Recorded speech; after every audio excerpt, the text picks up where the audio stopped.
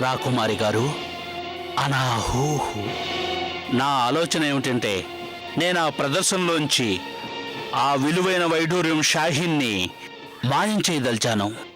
అలా చేస్తే లాభం ఏమిటంటే, నేను తమని ఈ భవనం నుంచి బయటకు తీసుకెళ్ళినప్పుడు మనకి ఆ విలువైన రాయి ఉపయోగపడుతుంది. అది చాలా మహిమగలదట. ప్రతిరోజు ఒక పిల్లవాడి బరువుతో సమానమైన బంగారం సృష్టిస్తుందట. మంత్రి గారు, మీ ఆలోచన చాలా బాగుంది. కానీ నన్ను ఈ భవనం నుంచి బయటికి తీసుకెళ్లడం అంత తేలికని అనుకుంటున్నారా మీరు? అంటే ఏంటంటే మంత్రి గారు, నన్ను ఇక్కడి నుంచి విడిపించడానికి ముందు మీరు ఆ జాఫర్ మాయాశక్తుల గురించి పూర్తిగా తెలుసుకోవాలి. ఆ శక్తులతోనే ఆ జాఫర్ నన్ను ఇక్కడ బంధించి ఉంచాడు. మంత్రి గారు, మీకూడా తెలుసు కదా, మాయాతివాసి కూడా నన్ను ఇక్కడి నుంచి దూరంగా తీసుకెళ్లలేకపోయిందని. అది నిజమే అనుకోండి. దాని గురించి మీరు ఆందోళన పడకండి. ఆ రహస్యాన్ని నేనెలాగైనా తెలుసుకొని తీరుతాను. కానీ రాకుమారి గారు, నాదో చిన్న విన్నపం. మీరేం కంగారు పడకండి మంత్రి గారు, మనం ఇలా కలుసుకున్న సంగతి రహస్యంగా ఉంటుంది. చాలా శుక్రియా. ఇక మీరే చూస్తారుగా, నేను నా ప్రాణాల్ని పణంగా పెట్టి మిమ్మల్ని చెర నుంచి ఎలా విడిపిస్తానో. శుక్రియా మంత్రి తుగ్లక్ గారు. మరో చిన్న మాట, నేను చెప్పేదేంటంటే,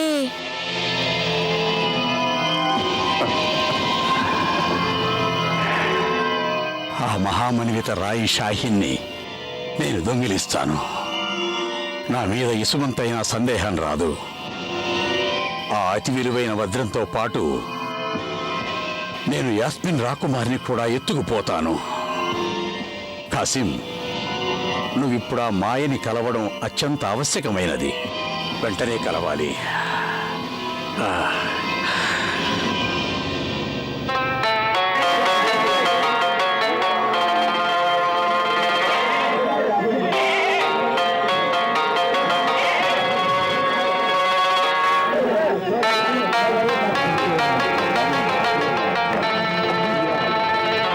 సలాం సలాం సలాం సలాం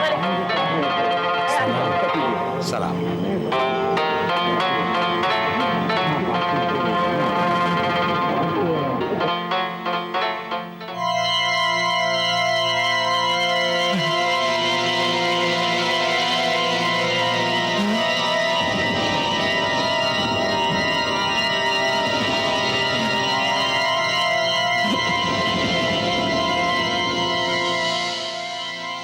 లోపలికి రండి కాసిం గారు. చాలా సంతోషం. చాలా చాలా శుక్రియా. చెప్పండి. ఏదో మీ దయ. ఈ కానుక తమరికి అర్పించాలని తెచ్చాను. చూడండి.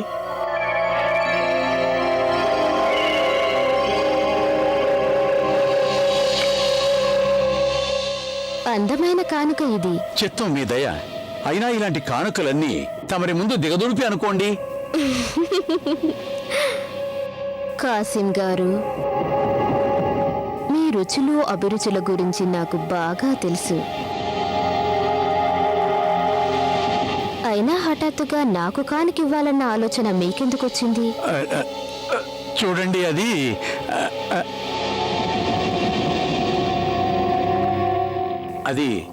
ఏంటంటే, నేను ముందు మీరు కేవలం ఒక నాట్యగత్తి అనుకున్నాను. కానీ ఇప్పుడేమైంది చెప్పండి. ఇప్పుడు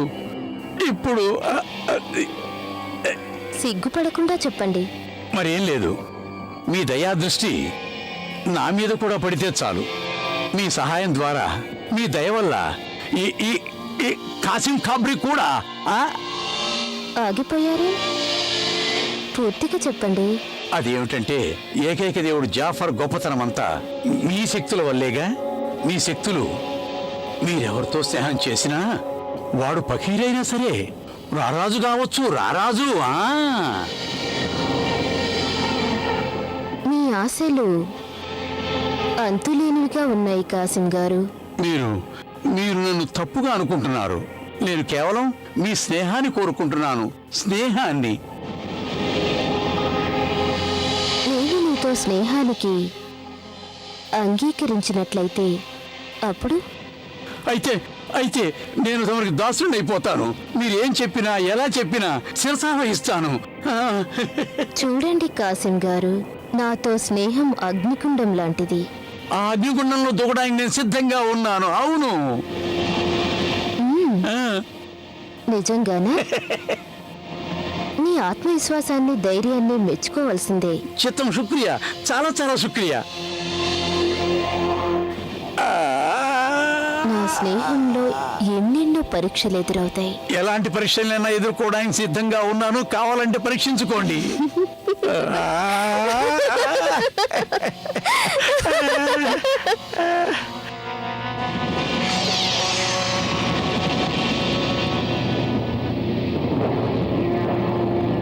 కాసిం గారు, ఇది ఒక మైనా పిట్ట. నోరు లేని పక్షి ఇది. కానీ ఎవరైనా దీనికి మాటలు నేర్పిస్తే ఇది మాట్లాడగలదు. ఇదే నీకు పెట్టే పరీక్ష. దీనికి మాట్లాడడం నేర్పించు.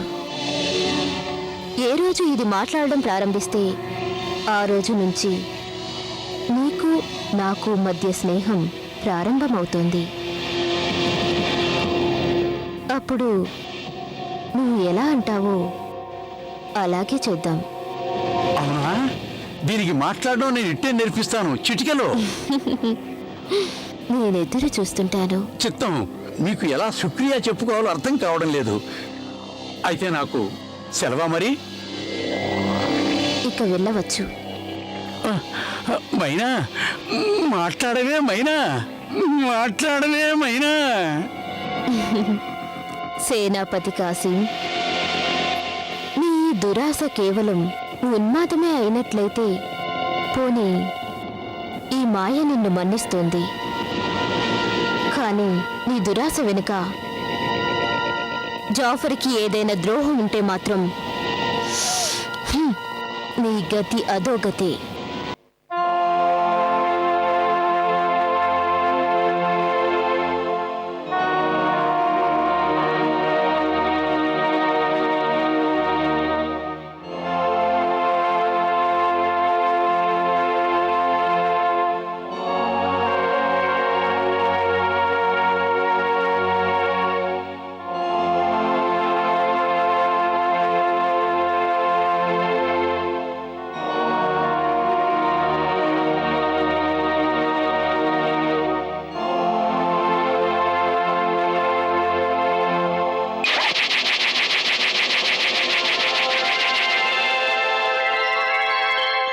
రాజగురు మసూద్, మేల్కొండి.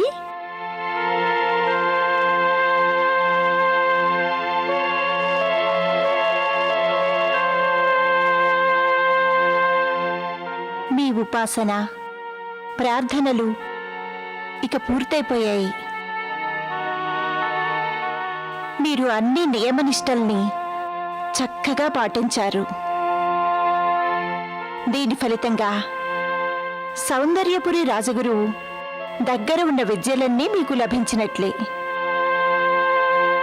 శుభాకాంక్షలు.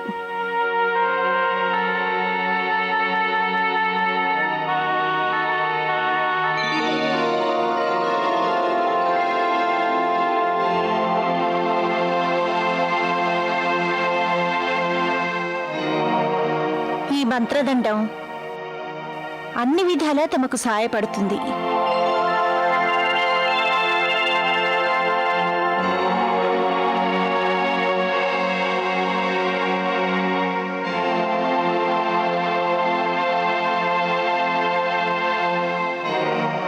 కానీ ఒక మాట మాత్రం గుర్తుంచుకోండి, ఈ సంగతి రహస్యంగానే ఉండాలి. మరొక్క విషయం ఉంది,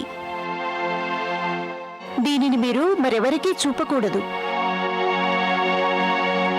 ఇక నుంచి మీ జీవిత ఏకైక లక్ష్యం ఇతరులకు సాయం చేయడం. ఇక తమరు బాగ్దాద్కి తిరిగి వెళ్ళండి. అహ్మద్కి ఇప్పుడు మీ అవసరం ఉంది. ఎందుకంటే ఆ మాయా చెడు దృష్టి అతని మీద పడింది.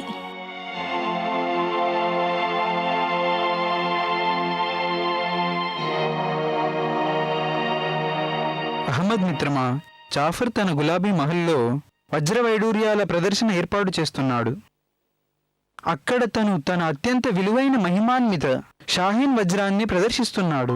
షాహీనా? అవును అహ్మద్ గారు. అతని ఉద్దేశం ఏమిటంటే ఈ ప్రదర్శన గురించి విని అక్కడికి బాగ్దాద్ గజ దొంగ తప్పక వస్తాడని. అతను అలా అనుకోవడం నిజంగా సరైందే. అంత గొప్ప ప్రదర్శన జరుగుతుంటే బాగ్దాద్ గజ దొంగ దానికి వెళ్ళకపోవడమా? తప్పకుండా వెళ్ళి తీరాల్సిందే. కానీ అహ్మద్ మిత్రమా, జాఫర్ ఆ షాహీన్ని ఇలా అందరి ముందు ప్రదర్శిస్తున్నాడంటే ఏదో కారణం ఉండాలిగా. ఈ ప్రదర్శనలో ఒకే ఒక కారణం ఉంటుంది. బాగ్దాద్ గజ దొంగని అంటే నన్ను బంధించే ఉద్దేశం ఒకటే. కానీ అహ్మద్ గారు, మీరు కోరి ప్రమాదంలో పడవద్దని అక్క చెప్పింది. అయితే మీ అక్కకి ఈ మాట చెప్పు, అహ్మద్కి ప్రమాదాల్లో తలదొరచడం చాలా ఇష్టమని. ఆ జాఫర్ దుర్బుద్ధి కుతంత్రాల గురించి నాకు బాగా తెలుసు. సరే గాని ఈ ప్రదర్శన వార్త నాకు తెలియజేసినందుకు మీ అక్కకి నా కృతజ్ఞతలు చెప్పు. అలాగే. సరే అహ్మద్ గారు, ఇక నేను బయలుదేరుతాను. ఖుదాహాఫీస్. ఖుదాఫీస్. అప్రమత్తంగా ఉండు మిత్రమా. అలాగే మిత్రమా. అహ్మద్, ఆ ఫిరోజ్ రాకుమారుడు ఇక్కడికెందుకు వచ్చాడు? బాగ్దాద్ గజ దొంగని పట్టుకోవడానికి జాఫర్ వజ్రవైఢూర్యాల ప్రదర్శన అనే వలపన్నుతున్నాడటమ్మా. నిజమా? అంతేకాదు, తను ఆ ప్రదర్శనలో తన వద్ద గల అత్యంత విలువైన వజ్రం షాహీన్ని కూడా పెడుతున్నాడట. షాహిన్నా?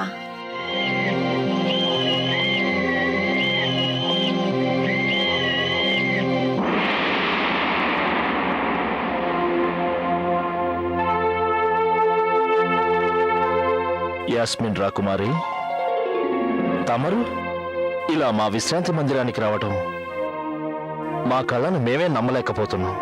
ఇది కళ లేక వాస్తవమా? నిస్సందేహంగా ఇది వాస్తవమే. నేను చాలాసేపు నుంచి మీకోసం ఎదురు చూస్తున్నాను. మమ్మల్ని మన్నించండి రాకుమారి. ముఖ్యమైన పని మీద గులాబీ మహల్కి వెళ్ళాము. వజ్రవైఢూర్యాల ప్రదర్శన ఏర్పాట్లు చూసేందుకు వెళ్ళాము.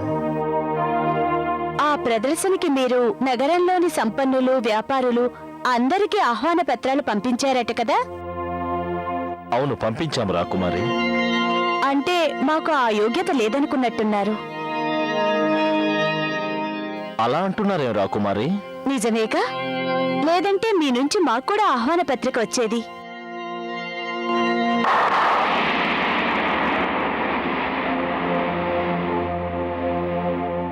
యాస్మిన్ రాకుమారి, మేము చేసింది పొరపాటే. మేమది మర్చిపోయినందుకు మన్నించాలి మీరు.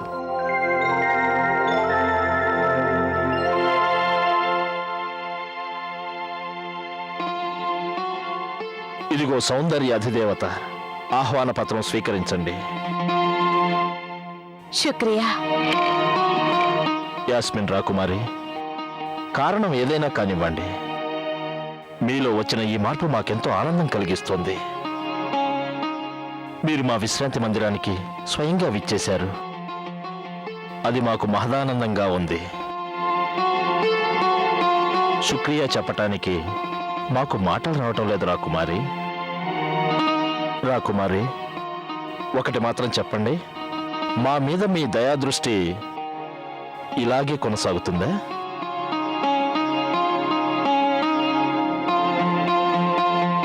మేం మీ జవాబు కోసం ఎదురు చూస్తూ ఉంటాం రాకుమారి.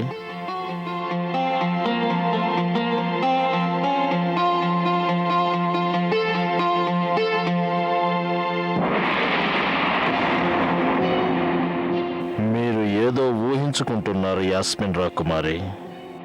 ఈ జాఫర్ మిమ్మల్ని ప్రేమిస్తున్నాడు అనుకుంటున్నారా? ఒకటి మాత్రం గుర్తుంచుకోండి, జాఫర్ మిమ్మల్ని కాదు, తన దైవత్వాన్ని మాత్రమే ప్రేమిస్తాడు. ఒక్కసారి మీరు మా పట్టపురాణి కానివ్వండి, అప్పుడు చూద్దురు గాని ఈ జాఫర్ మీ మీద ఎలాంటి ప్రేమ ఒలకబోస్తాడో. సరే, ఆ తర్వాత ఏమైందో చెప్పు. అమ్మా, ఇంకా వేరేమవుతుందమ్మా? నీకు తెలుసు కదా, నేను అక్కడికి వెళ్ళానో లేదో. అప్పుడు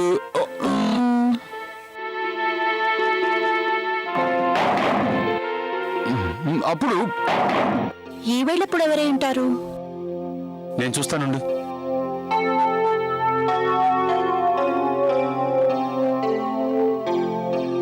ఎవరు?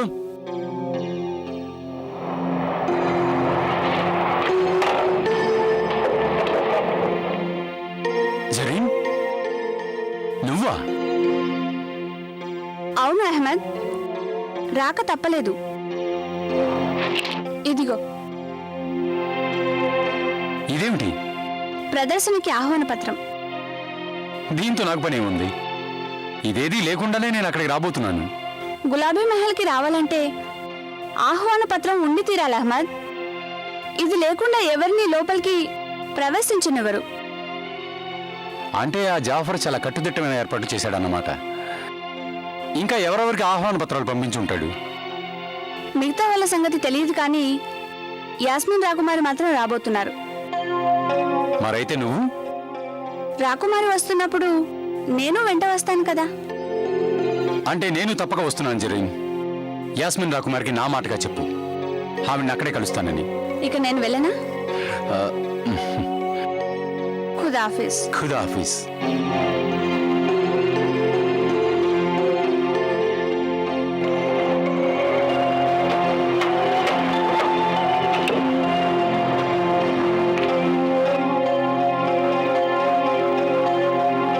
ఎవరొచ్చారు అహ్మద్? ఆహ్వాన పత్రం అమ్మా. ఏమిటి? అది ఎవరో ఆహ్వాన పత్రం ఇవ్వడానికి వచ్చారు. దేనికి ఆహ్వాన పత్రం? గులాబీ మహల్లో ప్రదర్శనకి.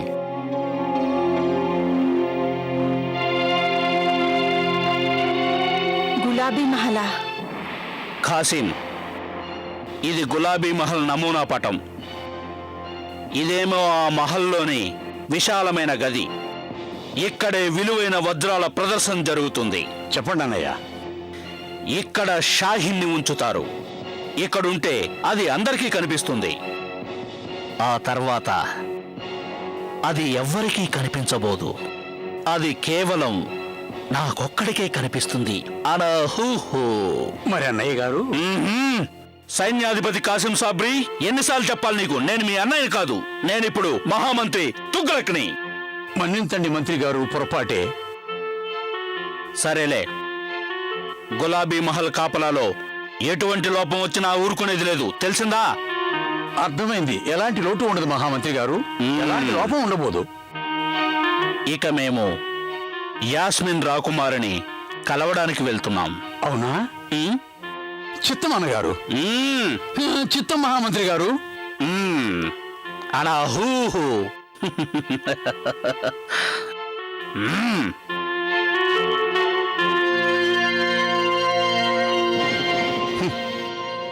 మహామంత్రి తుగ్లక్ గారట. మహామంత్రి తుగ్లక్ సాబ్రీ, ఈ ప్రదర్శన ముగిసిన తర్వాత ఆ షాహీన్ నీకు కూడా కనిపించదు. అది కనిపించేదల్లా కేవలం నా ఒక్కడికే. బాబా, నేను నిశ్చయం చేసుకున్నాను. ఎలాగైనా సరే ఆ ప్రదర్శనలో ఈ షాహీన్ని నేను దొంగిలిస్తాను. అహ్మద్ అందరికీ కనిపించే విధంగా షాహీన్ని అక్కడ ఉంచనున్నారు.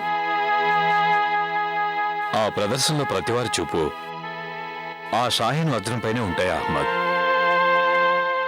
అన్ని వైపులా కాపలా వాళ్ళు ఉంటారు. వాళ్ళ చూపులని వచ్చిపోయే వారి మీదే ఉంటాయి. అంతేకాకుండా జాఫర్ కొన్నటువంటి క్షుద్రశక్తులు ఆ షాహీన్కి కాపలా కాస్తూ ఉంటాయి. ఆ శక్తులు ఎవరికీ కనిపించవు. బాబా, అవి ఎలాగూ ఉంటాయి.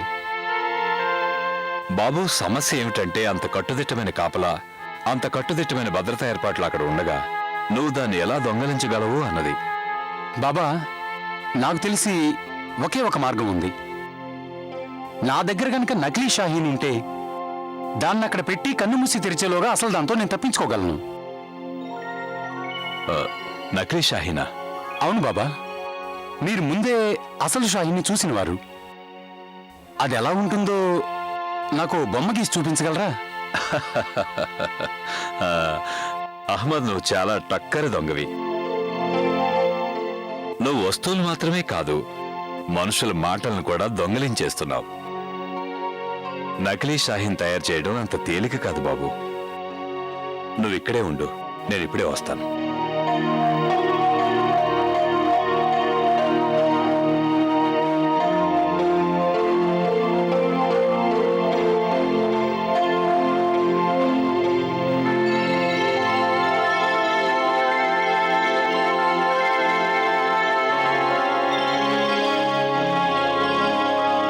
షాహీన్, అసలు షాహీన్ ఎలా ఉంటుందో యథాతథంగా దాని నకిలీ కూడా.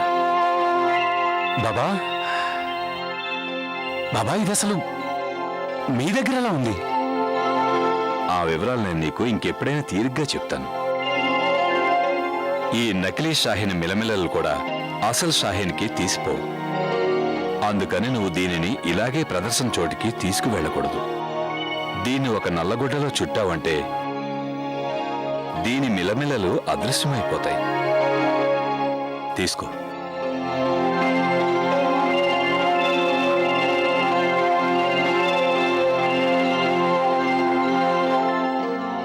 శుక్రియా బాబా. బాబా, ఇక నేను బాగ్దాద్ గజ దొంగని కాదు, ఈ లోకంలోనే అత్యంత ఐశ్వర్యవంతుడైపోయాను. ఇంకా నువ్వు అవలేదు బాబు, అవలేదు. అసలు షాహీన్ నీ చేజిక్కిన తర్వాత అవుతావు.